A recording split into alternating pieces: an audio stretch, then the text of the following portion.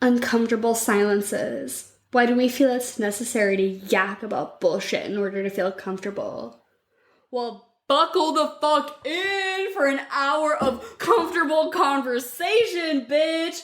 She says, that's when you know you found somebody special, when you can just shut the fuck up for a minute and comfortably enjoy the silence. Well, you know what? You know how I know I found somebody special? When we can fucking yak for a fucking hour and a half about some fucking bullshit!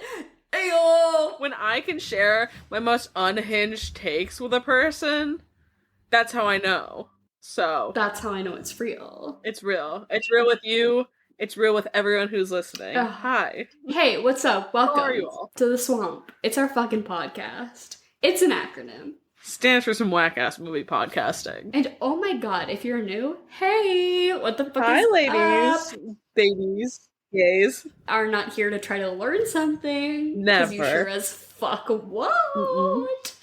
Our podcast is pretty stupid, it's pretty silly, it's a good fucking time. It's just the two of us, we're besties, we're fucking hanging, and we're just gonna talk about a movie for a fucking hour, and we're not gonna teach you jack fucking shit. Nope. If you wanna know what is in the box, what's in the briefcase, leave. Go listen to another podcast. If you wanna know what Quentin Tarantino has to say about anything, I'm sorry. We have no facts here. Nothing. I have only my stupid opinions. I'm gonna give them to you. It's some whack-ass movie podcasting. My name is Dara. As always, I'm here with my co-host, Emily. Hello, darlings. Hey, guess what? We're kicking off No Nut November with a movie that Emily pitched for an incredibly nichely specific reason, but if you get it, you get it, and if you don't, you don't. So I figure we're doing No Nut November, as in movies you should not be having sex to.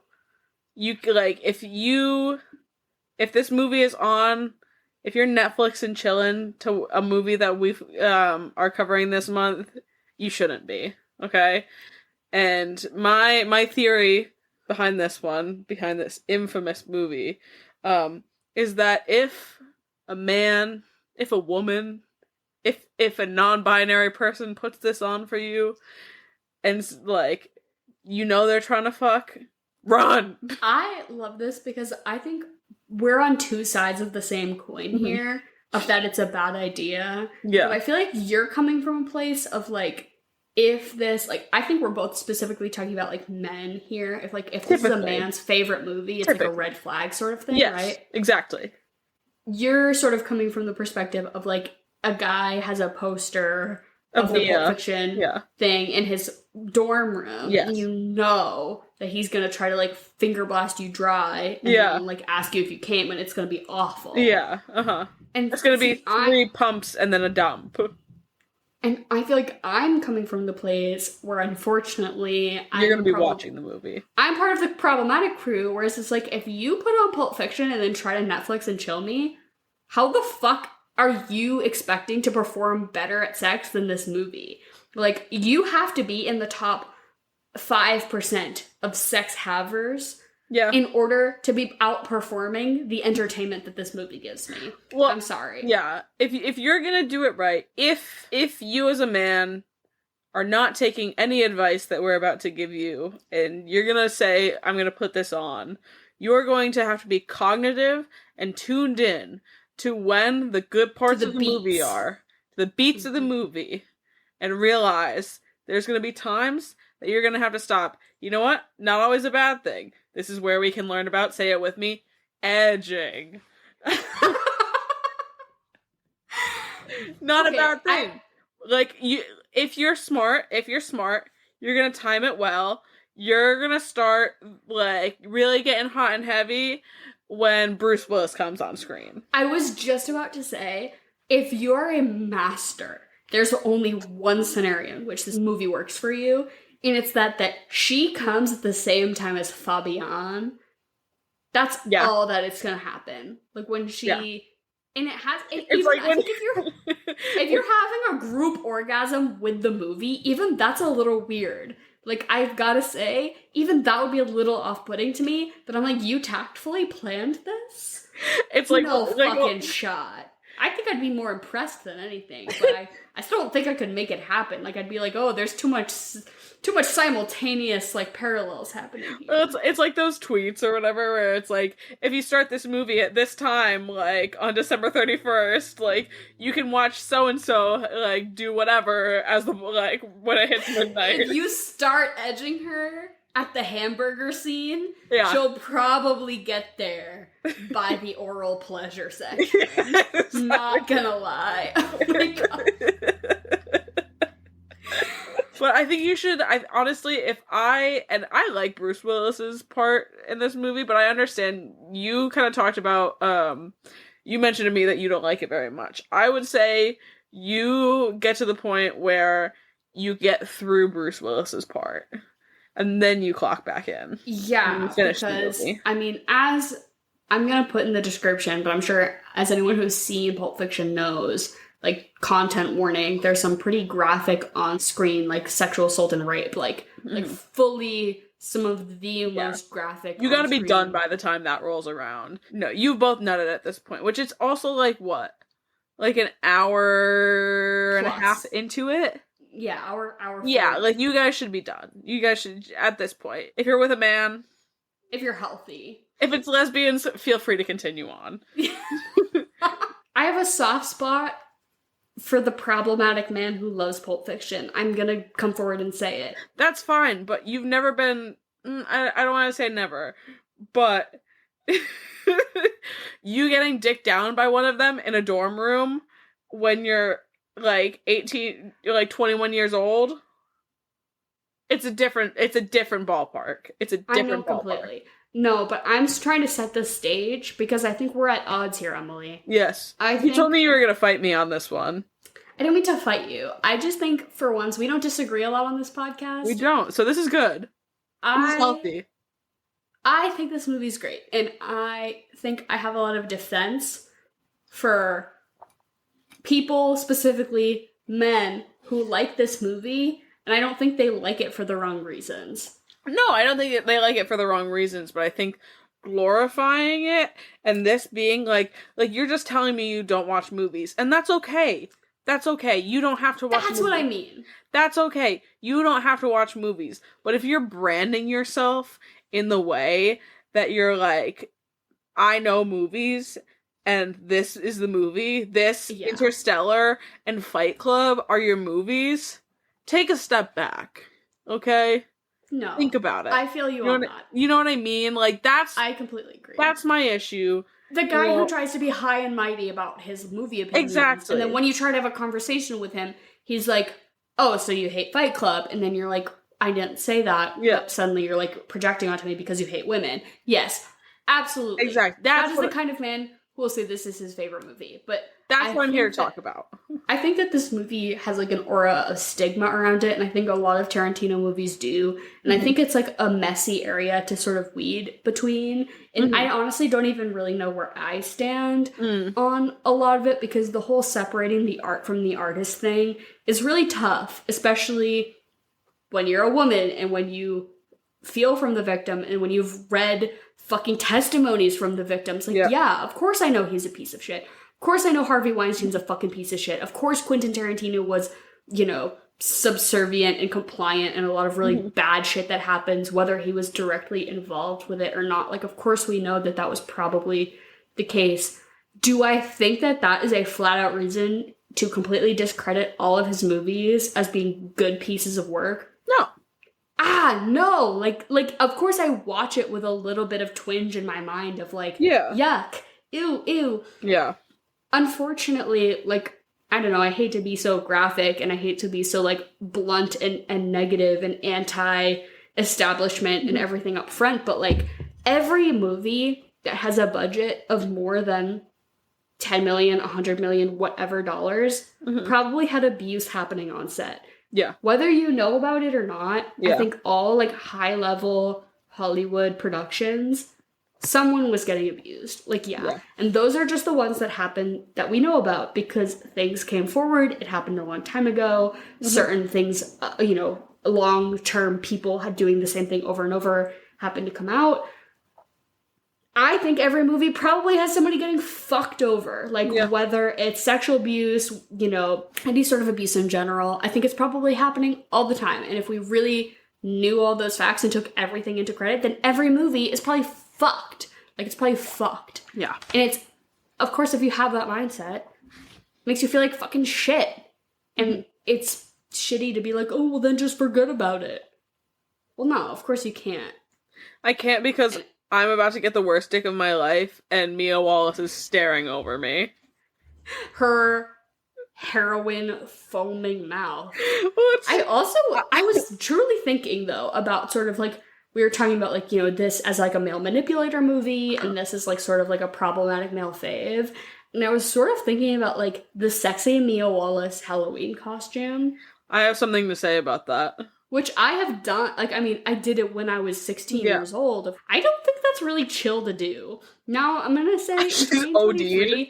If you're playing an OD'd Mia Wallace with a fucking, the equivalent of Narcan in her fucking chest with blood everywhere, that's probably maybe not a chill costume to do. There's a lot of other worse costumes to do, I think. I would say out of 10, 10 being the worst, 10 is like you're being Benny Netanyahu. I'd say it's probably like a 4. Maybe like and like 3. A 1 is like you're Bluey from the TV show Bluey. I'm gonna say that Mia Wallace is like a solid 4. You're fine. Yeah. But when you think about it too hard, it's maybe not chill. Yeah. But it's fine. It's fine. I'm not worried about it.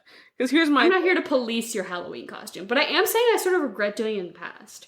I'm like, oh, to be an actively OD'd heroin victim. But here's my thing, because I was thinking a lot about the Halloween aspect of this as we are approaching.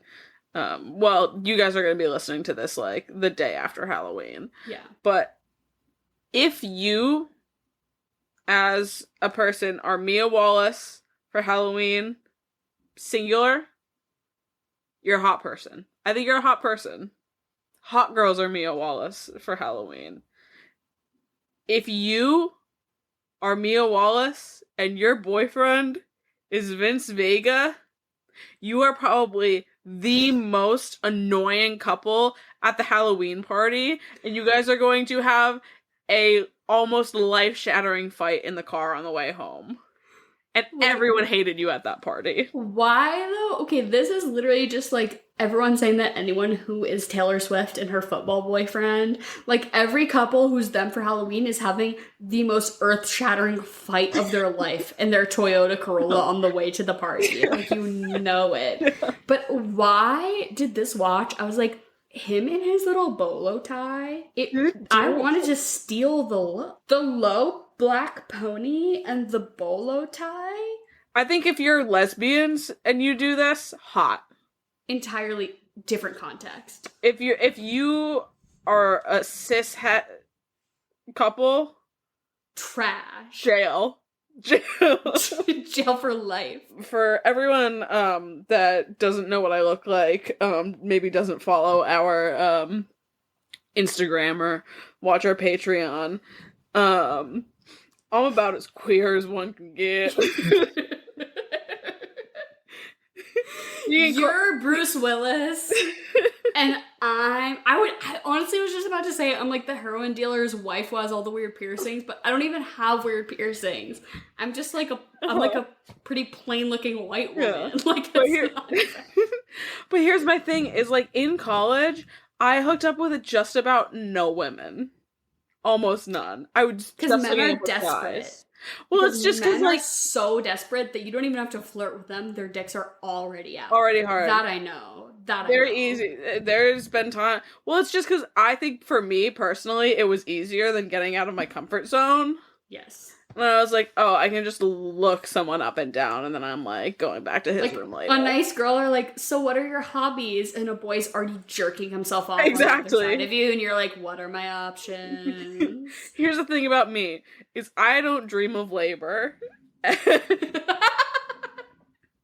But you know that the sad boy jerking off is way more fucking work in the long run. Oh, right? It's true. Like, it's true. Physically. Because here's the thing: if I was looking to hook up with a woman, it's gonna be a 3-day stint. Okay, At least. I'm not going home with her that night. I have to clear my Tuesday schedule. You have to move in tomorrow. Exactly. But so yeah, I'm just saying. I hope I know I don't look the part, but I've definitely been there, and I just want to reach out to all of my girlies listening and say, I'm here for you. I'm one of you. I hope you've recovered. I hope you're seeing a woman now. To any of you, like, potentially entering that stage of your life, just know that, like, identify those red flags and have those experiences because they're good and they will help you learn. Yeah. But know the questions to ask. And if he says his favorite movie is Ponyo, it is good to go. I was just gonna ask. But if he says if his favorite movie is Pulp Fiction, you need to have questions prepared. I was gonna ask, what do you think some of the best green flag movies from a man are? I think, unfortunately, like, I hate to be generalizing, but, like, a Ghibli movie as a favorite means that he's soft and he will at least care about your feelings a little bit. I would say, what are other green flag movies? I mean, I would say anything that you can, like, talk about and justify to a certain extent. I feel like I'm always willing to hear somebody out about their favorite movie, because everybody's different, you know? A lot of people have things that they like that I don't. But if you can talk about it passionately in a way that I find, like, endearing and intriguing, then yeah, that's a green flag for me. But, like, I think that there are little things you can say about this that aren't shit that I already fucking know about it, right? Like, if you're like, oh, the storytelling and the timeline jumping are really, no. Wrong. Unless you tell me that Mia Wallace's storyline is your favorite part of this movie, you're fucking wrong. Because that's the only part of this movie that I fucking cared about. And I gotta say, I don't think we're gonna do a fucking recap. Because this movie... You all should know. You've seen it, and it's, like, timeline jumpy. It would just be jumbled if we tried to, like, cover it. It's like a mob movie. It's like, oh, we're jumbling the story together. It's here, it's there, the timeline is jumping. But then at the end, you get it. Haha. Right? Okay. Go read the Wikipedia. Right. Go give them your business. Go donate $1 to them while you're at it. No, donate $2.86 to us. To our Patreon. Wikipedia, you can learn anything in the world. But our Patreon, you can get some pretty mediocre one bonus episode a month, and you get to know what we look like. So, hey! We're working on it, but we love all of our patrons. Truly, I would give my life for you. I was gonna say that I think if one of his favorite movies is Swiss Army Man, giant green flag. Yeah. Yeah. I feel like if he says everything everywhere all at once, he's trying to pander to me. He knows. Well, now he knows. It's tough. He's not saying that because it's the truth. He's saying that because he wants to fuck. Well, it's tough. It's tough because now A24... But if he says Swiss Army Man, that's a deep cut. Yeah. Well, A24 has created this brand of men that... What's the right way to put it? Like soft boys, but they're still toxic, right? Yes. Like, yeah. Oh, I'm a soft, emotionally available. Yeah, like, the manipulative soft boy. I understand the female experience, like, because I've seen enough media. Which you're gonna get even worse dick from them. And the manipulation will be worse because they're smarter about it. If it's between someone saying his favorite movie is... Oh, what Wes Anderson one? I don't know, fucking... What's that one with Gwyneth Paltrow where she has the fuck-ass bomb? Oh my god, Royal Tenenbaums? Royal Tenenbaums. If he says his favorite movie is the Royal Tenenbaums, you know he's gonna gaslight you to the fucking ends of the earth. Yeah. Like, it's better to get mediocre dick and be one and done. Or, this is the kind of guy who, like, it's gonna be a 3-month endeavor because he's gonna be stalking you. This is the kind of guy that, like, says some shit like, he's gonna, like, not be on this planet anymore because you rejected him. You know what I mean? Which, like, obviously, it's all jokes, we're making generalizations, but, like, I think a lot of women these days, and a lot of women that either listen to our podcasts or kind of are on the quirkier side and are really into movies, I think a lot of people have had experiences. If you go to let me rephrase this. If you go to a liberal arts college as a woman, you've probably had this experience. Which was your school a liberal arts school? Yes, No. because neither of us went to liberal arts college. No, well, I never knew this guy. Thankfully. But I certainly know a lot of people that do know this guy or have, dealt with that guy. So if it's between those two, go for Pulp Fiction. I gotta ask you what you think about Quentin Tarantino's self-insert performance. And this is not a hot or a new take or anything like that. I think he just really wanted to say the N-word. Yeah. Yeah. He, on the set of this movie, like, backed Samuel L. Jackson into a corner and was like, give me an N-word pass. Even though that's not a real thing. No, I'm making this up right now. And this is like, but in my head, this is how this went. Is that he was like, I want an N-word pass. And Samuel L. Jackson was like, bro, that's not a thing. And he was like, give it to me. Samuel L. Jackson was like, you're giving me a lot of money to be in this movie. Actually, a lot of actors, just like actors of color, black actors, have come forward and like really justified why they thought that Quentin Tarantino's script writing justified the use of the N-word. Really? Because it was a lot of like situational. He's trying to capture specific eras of time or specific people, specific social situations in which that character would be offensive. They're not meant to be liked. They're not meant to be using it in a justified way, right? He's not using it in any way that the person that is using it is meant to be seen as cool or justified or anything, which I completely agree with. Yes, of course, every white person who says the N-word in this movie is like, you're fucking piece of shit and you seem awful. Do I think it is gratuitous and excessive? Absolutely. Yeah. Like, do I think he had to be throwing it in nearly as much as he did? No. Did he have to be like, I'm the white character who gets to say it the most? Yeah, that seems like a little bit like you're fucking jerking your cock while you're saying it. Like, it fucking... And that's the only time he seemed into his performance, too. Exactly, because the rest of it was giving so flat. Bland. And did he show up onto set and be like, oh, we couldn't find anyone to play this role, so sorry, guys. Guess I'll have to do it myself. Guess I gotta be the guy who says the N-word with the hard R 7 times. Oh, what a bummer. What a bummer. Like, oh my god. Like, for real. But I do see how some other actors could maybe justify... I don't really... If I was gonna write a movie script, would I put the N-word in it? No. That's not my fucking place. But a lot of people have come forward and, like, you know, specifically the actors in his films, especially, like, Django, right? They were like, it's... Well, that makes a lot more sense. In time, right? That makes a lot more sense. Oh, it's capturing a certain... Whatever. Yeah. I guess it's not my place to judge whether it was right or wrong. I just didn't think it was necessary. Yes. I think that they could have captured that same feeling. Yeah. Of anger, of disdain for a certain person, of like discomfort in a situation without using that word. Or have one white person do it once to be like, oh, that's a racist piece of shit who we should hate, right? The fact that he really wanted to drive it home.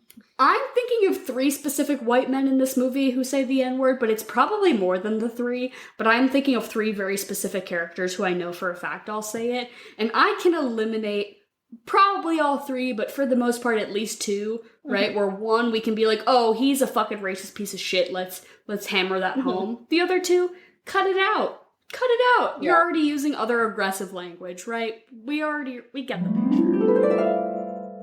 Oh, it's my favorite bad motherfucker, Jen, up in this bitch. Gonna do chocolate or vanilla.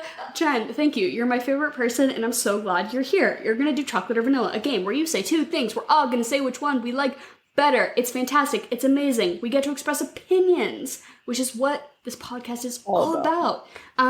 How are you? A, and B, is there a theme this week? I am fair, and how are you guys? Can't complain. Pretty solid. And the theme is this star-studded cast. So, do you like him in this, or you like him in something Hell else? yeah. Perfect. What did Emily sent me a TikTok that was like a person, like somebody struggling, and it was like me trying to watch a movie without naming other things every actor has been in. Like, or was it Jigsaw? It was like Jigsaw doing a saw trap, but it's that you have to put on a movie and I don't name something every other actor is in. Like, oh my god. The most brilliant thing Amazon ever did was put up that little sidebar. Where they I'm so annoying now because of the it. little facts. I was already bad, but now, oh my god, that's what really launched this podcast. Chocolate or vanilla? Chocolate. Vanilla. Chocolate. Quentin Tarantino directing this, or Once Upon a Time in America? In Hollywood. In Hollywood. Once Upon a Time in Hollywood. Once Upon a Time in America. Is that a different movie, or did you just make that up? I think it might be. Once Upon a Time in Hollywood. Sorry. I have to give him the props for this movie because this was his second big film he ever directed, whereas Once Upon a Time in Hollywood was fairly recent. He's gone through the ringer. He knows what's what. Yeah. He's gone through flops. He's gone through highs. I think at this point, he knows how to make a good movie, and he knows, like, what's what. I think this movie is more of a feat, more of an accomplishment than Once Upon a Time in Hollywood was. Yeah, I totally agree with you there. I didn't really think anything of Once Upon a Time in Hollywood. Wow, I enjoyed it. It was fine. I don't know. Brad Pitt was hot. His performance was fine. It's just Brad Pitt at that point. But yeah, I totally agree with you. This movie still, as much as I have a problem with the people that glorify this movie, it is so fucking good. Yeah, it's iconic. I'm gonna go with you guys. It's iconic. Next one, John Travolta in this or in Grease? In this. In Grease, he showed up and just stood there and maybe did a little hip thrust. But I have to say, through what I've seen of John Travolta, of his career, there are a few times where I feel like he's a good actor, like truly like giving a good performance, and it's as Edna Turnblad, and it's in this fucking movie. Like doesn't hold a candle to Hairspray, but like in this movie, I feel like he's giving something other than what I would naturally perceive him to be as, which is like a hip thrusting fucking Saturday Night Fever greasy guy, right? Like that was just like his sort of deal. So if you can step outside that box, like at least you're proving you can do something. And this was for once something. I'm gonna pick Grease because of that high note that he hits in what is it, Summer Nights? Summer Night. Nice. That, and like he just has a lot of line deliveries in that movie that make me fucking giggle. Don't make me laugh. Me too. I'm gonna say Grease, groundbreaking. I loved Grease back in the day. Oh my god. Next one, Uma Thurman in this or in Percy Jackson as Medusa? Oh my god. 8.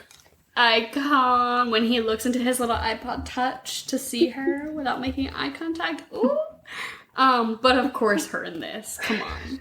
Yeah, I've got to say her in this. I mean, she is the thing that I think is probably the most notable about this movie, and the thing that is like, when you think of Pulp Fiction, you think of that poster with her on it. 8. Left no crumbs. Not a thing. She pulled from the buffet. Did not pay extra. She was the buffet. She finished her plate. I agree with everything you guys are saying, but I do love me some Percy Jackson, so I'm going to say Percy Jackson. Love it. Are you excited for the new TV show? Yes. I'm pretty lit on it. Yeah. I'm going to binge it. I don't even have a Disney Plus subscription, but I'm going to come to your house, Jen. I'm going to use yours. I'm excited about it. Yep, let's do it. Next one, Bruce Willis in this or in Armageddon? Oh, fuck Armageddon. That movie fucking sucks ass. I'm sorry. Him in this, he's my least favorite part of this movie, I will say. His whole fucking section bores me to fucking death. I hate it. I think it's stupid.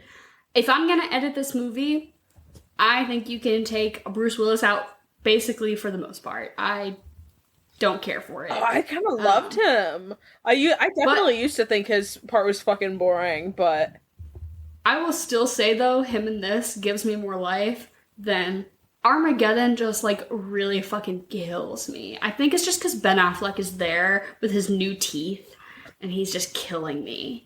Ben From Affleck. the inside out. Affleck, Ben Affleck. I refuse to say his name right because I don't respect him. I'm gonna say Bruce Willis in this. I've never seen Armageddon, and by the sound of it, I don't think I ever need to. What's it about? You don't. It's about an asteroid that's going to crash into Earth, and a bunch of oil frackers have to go on Oil to drillers. the asteroid Yeah. to drill into the middle of it to explode the asteroid before it hits the Earth. And it's a quirky group of characters. Steve Buscemi's there, and every person has their thing that they do differently, and they're gonna save the world from the asteroid. Ew. It's stupid. It's a stupid movie. Yeah. Well, I'm going to say you guys should do Save the Planet month, and this would be on it. That's actually a good. I like that. There's a lot of good Save the World movies. Next one is Tim Roth. Tim Roth in this or in the 2001 Planet of the Apes? Ooh, who was he in Planet of the Apes? The one with James Franco? He was like the head ape. Because we don't know, I have to say him in the other thing. Because I know, Andy Serkis, who is Gollum, he is the head ape. He is Caesar. I know this for a fucking fact. Because he is CGI king. I don't know who Tim Roth could have possibly been. Maybe he's like the bad guy or something. That movie I saw so long ago, and I just have not... I saw all of those at Planet of the Apes in theaters, but I never watched them again. Because I was like, I saw them in the theaters, and I was like, I'll never get that experience. Like, it's never going to be better than it was in the theaters. And I didn't like it that much. He's not in the same one that James Franco and Andy Serkis are in. He's in the one with Mark Wahlberg. Ew, fuck that. Yeah, Sorry, I've never seen that worse. movie. I'm gonna say Tim Roth in this because I also haven't seen any of the Planet of the Apes movies. Yeah, I'll say him in this too. I only saw like the original Planet of the Apes movies like back in the 70s. Classic. Next one is Christopher Walken in this or in Catch Me If You Can. Oh, I love Catch Me If You Love that Can. movie. He's in this movie for all of like 3 whole minutes, but he serves the house down north. Served. But I have to pick Catch Me If You Can. I love that movie. It's so cunty. Who was he in Catch Me If You Can? I can't remember. Who's the dad? He was Leo's dad. I was cracking up at his performance in this. He's like, you know where you put it? In your ass. You know where he put it? In his ass. And I did the same. Because this watch, it's probably not even worth that much. No. But at this point, it's been in several people's asses. So you just have to keep the ball rolling. If somebody came up to me and was like, this has been in 10 men's asses to get to his son, I'd be like, I have no choice. Yeah, You're right. would have to die trying to get him that. Yeah, I loved his pop up in this. I totally forgot about it until he showed up on my screen. So definitely him in this. I will say Catch Me If You Can because I love that movie. Next one, Samuel L. Jackson in this or as Frozone in The Incredibles. Where is my super suit? So good. But come on, you gotta give it to him. I think this is maybe credited as being his big breakout performance. Yeah. And like, who's to say if we would know Samuel L. Jackson as the star we do today without his just amazing line delivery, line reading, the rapport he built with Quentin Tarantino. He's in every fucking Tarantino movie, and I don't give a shit. I love it. Like, I want him there. Quentin Tarantino supposedly is doing his last ever film. Sure. And the only information that's released about it presently is the title of the film and the fact that the cast includes Samuel L. Jackson. Because What's the title? why wouldn't it? Like, why wouldn't it? It's called, like, The Film Critic. Something fucking stupid and Even redundant worse. and fucking, yeah, I fucking hate it already. But I'm gonna go see it. I'm probably gonna like it a lot. I have to say Samuel L. Jackson in this.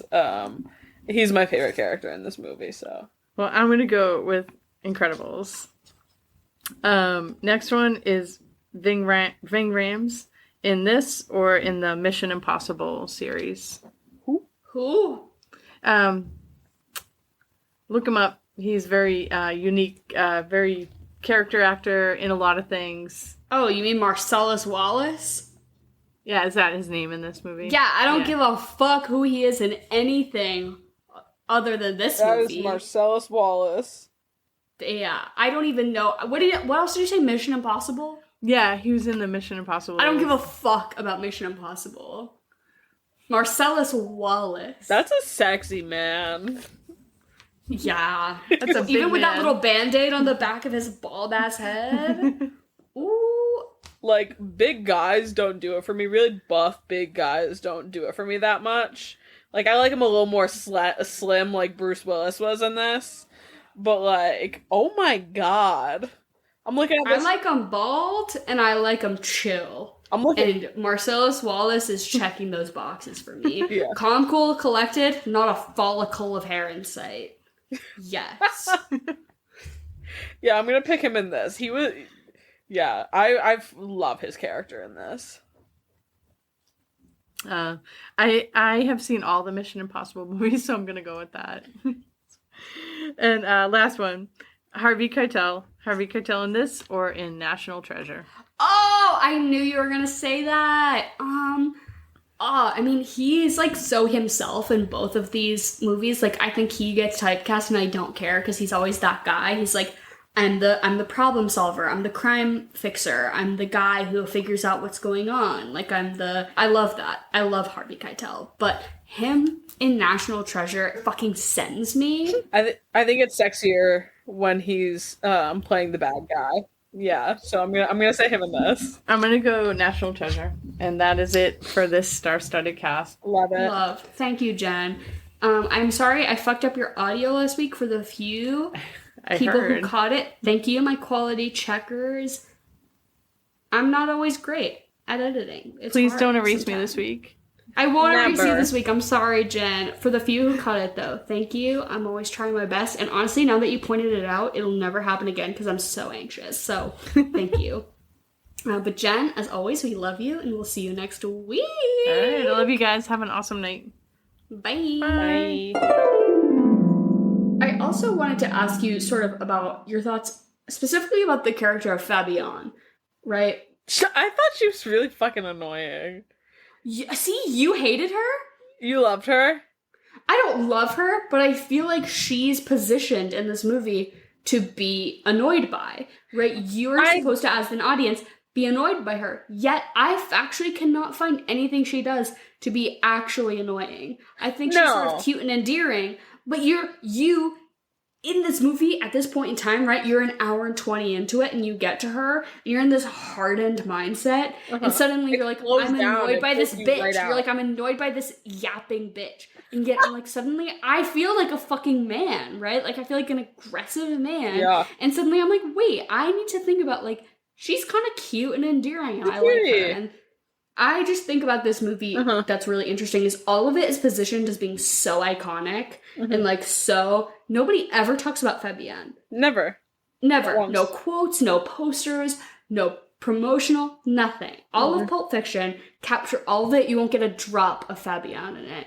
And Here's that the was thing. what Here's this the watch reason. really got for me is I was like, Here's the reason why. Because for me, I'm staring at shirtless Bruce Willis. Okay. And then he's I'm abusing her and throwing furniture around. And This being is an before that. asshole. This is before that, okay? This is before that. I forgot that happened. I hadn't seen this movie in probably 7 years, so this is post-fight. He just like won the fight that he said he was gonna throw, and so he's like hot and sweaty after a fight, goes down on her, right, and then immediately after, in about it's probably like a minute and a half long scene, I am eyes glued to my screen trying to see the outline of cock. Tell me this movie, for me, this movie would have been so much more for the girls if we just like got some Bruce Willis full frontal. It was begging to pop out. Tell me I'm wrong. During the shower scene, he's toweling off. Where's the dick? I guess I'm like straight and I like guys who are bald, so I'm like the kind of the target audience for this. But this wasn't you? I gotta tell you, when I was mentally editing this movie down to be 90 minutes, I cut all of that. Bruce Willis. Yeah. All of Bruce Willis, I cut it. I used to find his section really boring, but I enjoyed it this time. Maybe it's because maybe I'm ovulating or something like that. your biological imperative to find Bruce Willis attractive. I just personally find that the part I want to cut the most is like the gratuitous rape scene, right? Well, yeah, So, that's horrible. we don't I really- will I mean, say like, my favorite song out of the entire soundtrack. the soundtrack makes me quiver. I think I bought you the soundtrack as a Christmas gift when we were I think like 14. if I were to rank like gifts given to me of my entire life, ones that really stand out as being very meaningful, when we were freshmen in high school for Christmas, you bought me the vinyl pressing of the Pulp Fiction soundtrack, and I remember being like, this is a person who knows me. It's a person who knows who I fucking am. Because I love that if you listen to it digitally, but especially I love on my little vinyl, it has the clips of the dialogue from the movie Bring out the gimp. that like lead into the needle drops. Mm-hmm. Oh, fucking chef's kiss, bro. I gotta give credit where credit is due and shout out Mary Ramos, who is his music supervisor. And I'm 99% sure she was his music supervisor on this. Let me check. But she does his movies so fucking right. And I'm sure he has a big say in the soundtracks and everything like that. But I can't believe that he was fucking Edgar Wright, like making his soundtrack for the movie as he's writing it. You know what I mean? I was just gonna say, I don't think enough people compare Tarantino to Edgar Wright as far as like soundtracks that potentially informed the film rather than it was Catherine. The soundtrack.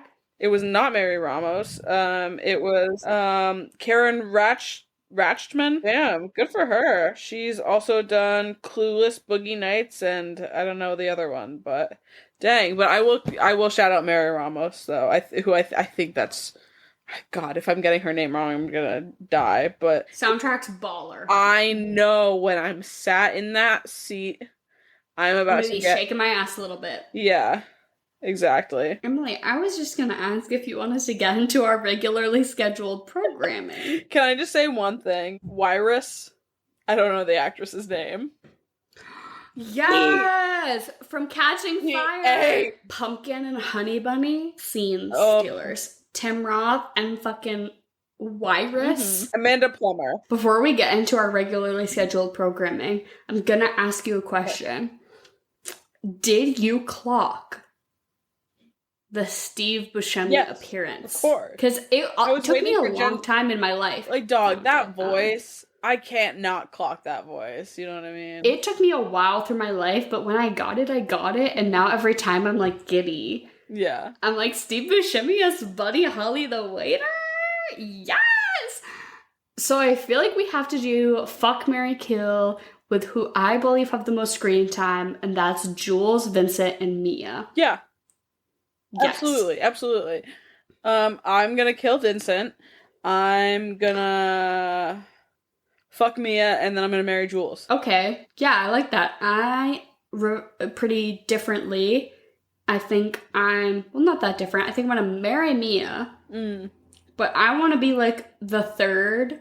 I want to be like wife 2, and I don't even care if I have like secondary wife privileges. Do you think I want to be like you think you can fuck Marcellus Wallace? That's a feat in itself. No.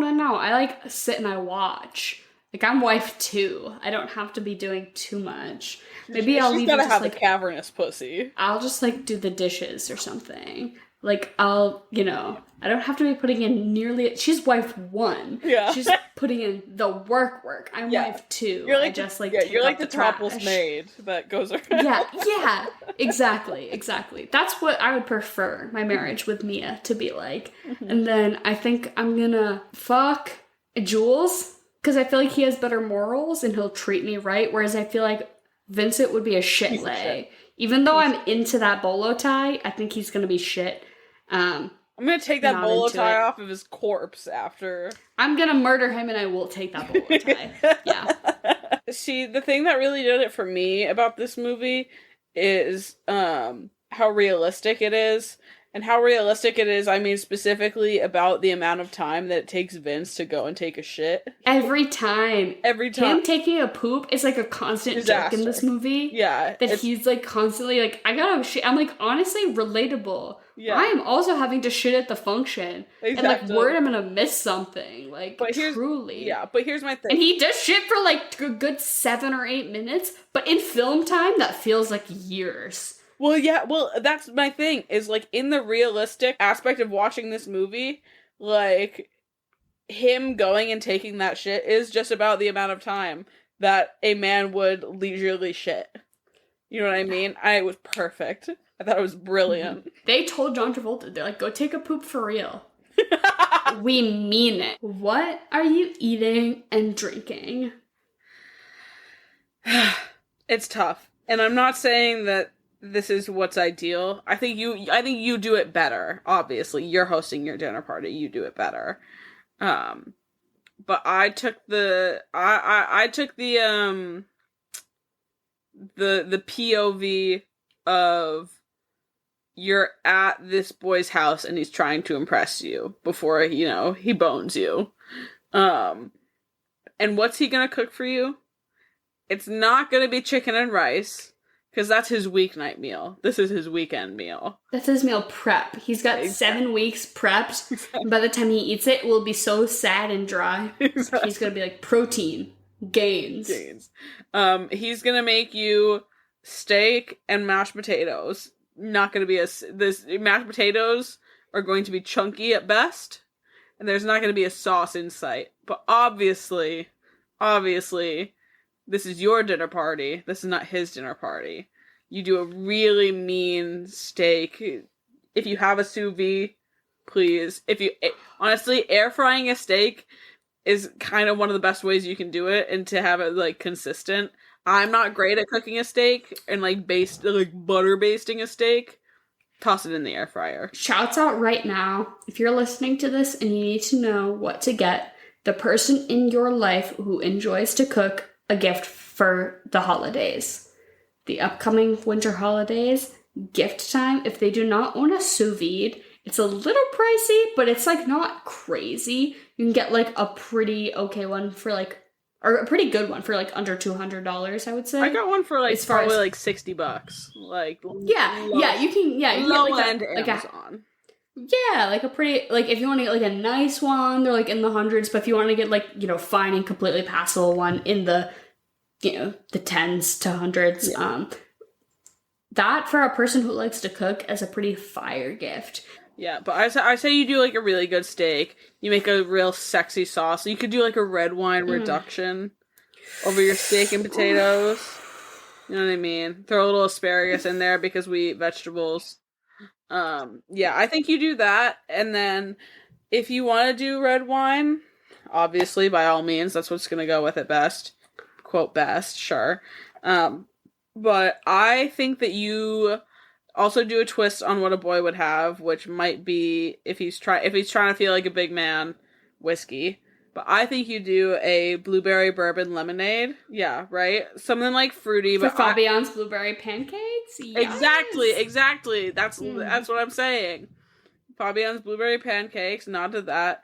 But it's 1.5 ounces of bourbon, 1/2 ounce of lemon juice, some blackberry puree, 1/2 ounce of simple syrup, some aromatic bitters, and a splash of sparkling wine. It's pretty girly pop. You know what I'm saying? It's pretty girly pop. So I think you as far as a whiskey drink can be. Yeah, exactly. So there you go. But what are you eating and drinking? Okay, my answer is really bad. This movie is objectively 2 things. It's a burger movie and it's a breakfast movie, right? You got all the burger talk, whereas La Big Mac, whatever, the Big Burger speech. It's iconic. Big Kahuna Burger. Right, it's a burger movie. Burger. Several burger instances, but there are also several breakfast instances. We've got a lot of breakfast situations. So, we've got Fabienne wants her pancakes. We've got they're at the breakfast doing diner in several moments during the movie. I think it's boring. I think it's stupid. I think it's lame. But yet, what is the perfect thing for this movie. It's a breakfast burger. I'm sorry. Tell me it's not. I was trying in the depths of my mind to figure out a way to make a pancake burger work. And I was really trying. I was like, a blueberry pancake hamburger. Like, I was really trying to, like, really scrape my inner membranes to think of a way that a pancake breakfast burger would work. I just think it sounds gross. It does sound gross. You could always do the fair food, where you do it with, like, donuts, right? No! You could, but here's my thing. The one thing that I found was really good, and I did this on accident because I bought them on accident. I was trying to buy English muffins, and Trader Joe's sells crumpets, like British sort of like crumpets, which is very much the same sort of texture and sweet taste of a pancake. And you could use those. Personally, I thought it was pretty good. I always like to. On a burger? Yeah. You did this. I did this. Yeah. And it was good. It was pretty good. I didn't do the traditional sort of burger. I really like a bacon and blue cheese sort of burger. And then I had those on it. But I thought it was valid. Interesting. I don't know. My initial thought was a breakfast burger. I don't know how I had a burger once that had blueberry ketchup on it. It was crazy. Ketchup, but instead of tomato, they used blueberries. So it was just like blueberries and vinegar and sort of like a blueberry sauce.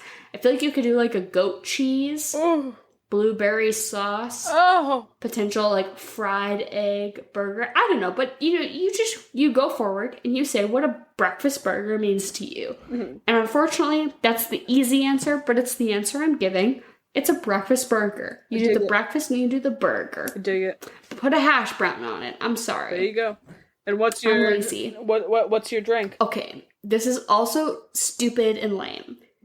The movie is we're doing breakfast, right? We're doing breakfast burgers. Pulp Fiction. The movie is called Pulp Fiction.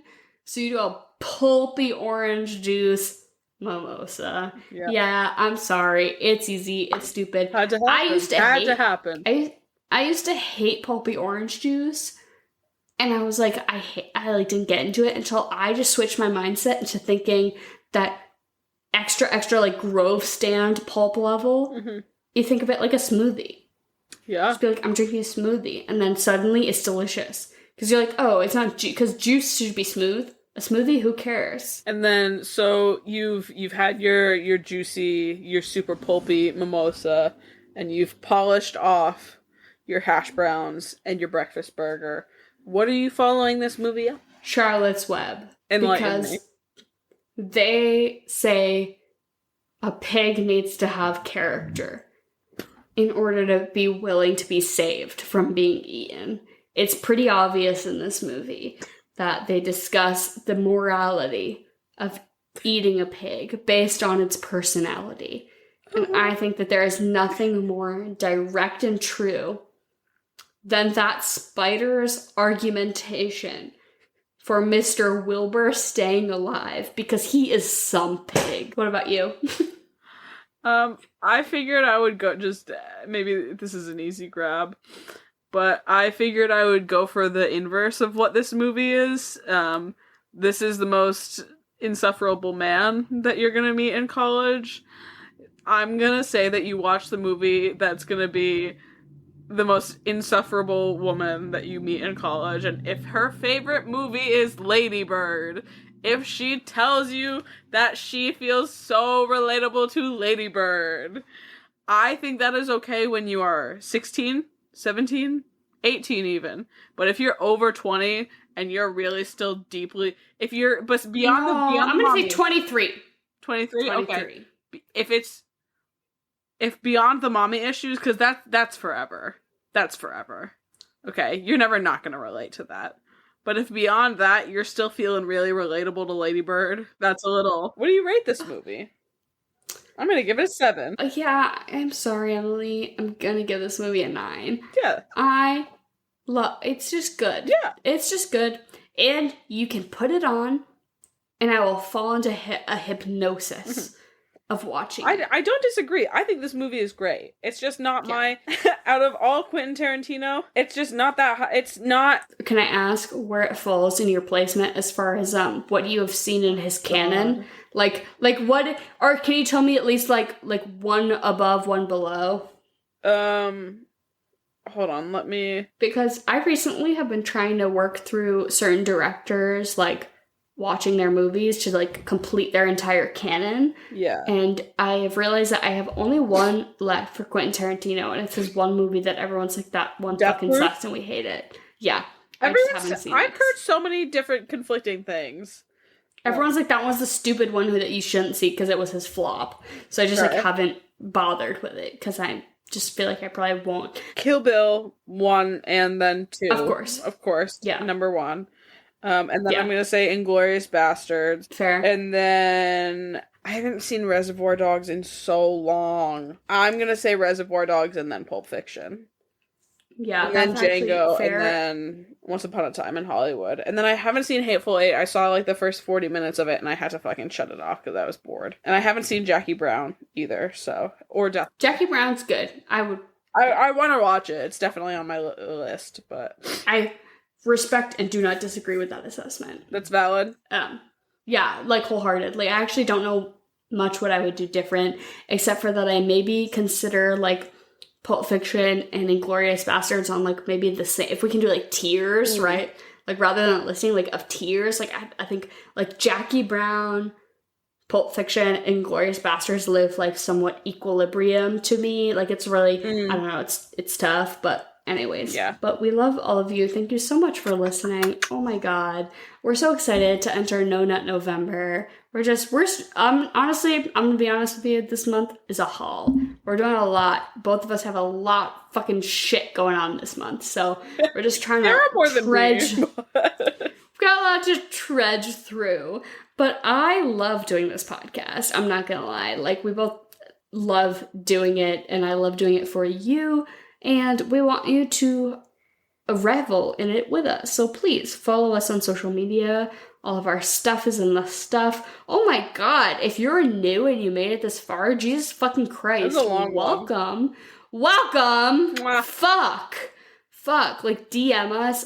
Answer our little Q&A on Spotify that says, what movie do you want us to do next? Yeah, give us a star rating. If you give us a star rating, that will lift my spirits and my heart. Because guess what? In this time, I'm recovering from fucking jaw surgery, and I can only eat liquids, and so I want to kill myself. I want to put this out here, and maybe I'll put it on our Instagram, but I want you to tell me throughout the month what the worst movie or show that you've had someone put on that you've hooked up to. Yes. Yeah, a Netflix and chill for our No Nut November. And maybe if you're lucky, Dara and I on the Patreon will talk about what ones we've, what our worst hookups were to. Give us star ratings. That will make me happy. I want to get to, what was my number, 300 by the end of this calendar year. If we get to 300, I haven't come up with something good yet. But if any of you have a suggestion of like, we'll show whole. Like what's,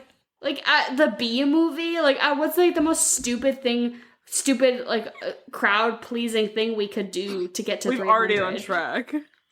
I mean, yeah, right? We could do Shrek 3, which is like objectively bad. Okay, maybe this is a potential promise. Jen has pitched the idea to me, which Jen consumes alcohol, but not to the extent to which she has pitched this idea. But she has been like, we should do a chocolate or vanilla where everyone does a shot when we all don't agree. And that's like every answer. So like, or something like that. Alcoholism. Like, yeah, right. She's like, we need to all agree, and if we don't all agree, we do a shot. I could do like a half shot. Anyways, we love you all, and goodbye and good night.